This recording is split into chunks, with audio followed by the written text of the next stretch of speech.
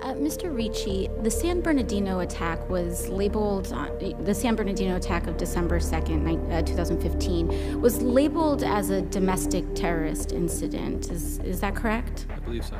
Mr. Austin, do you know the June 12th, 2016 Pulse nightclub shooting was also labeled as a domestic terrorist incident, correct? That's my understanding. Mr. Salim, when Dylan Roof, a 21-year-old white supremacist, entered the Emmanuel African Methodist Episcopal Church and murdered 9 African-American worshipers, was that labeled as an incidence of domestic terrorism? I don't believe it was, but there's no question that it was.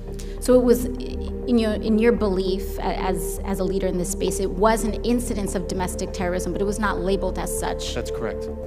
Was the white supremacist shooting at Pittsburgh Tree of Life Synagogue labeled as a domestic terrorist incident?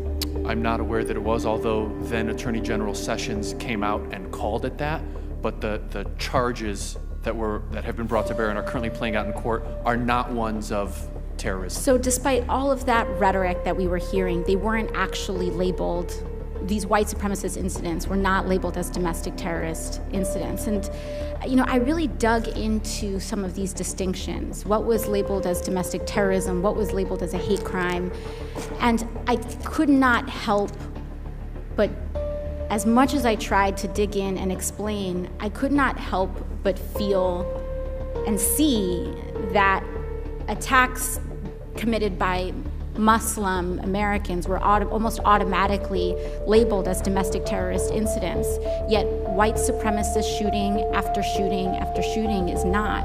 And I can't help but come to the conclusion that these labels, what's being labeled as terrorism, is almost exclusively coming down to the identity. And it seems as though white men invoking white supremacy and engaging in mass shootings are almost immune from being labeled domestic terrorists in their violence.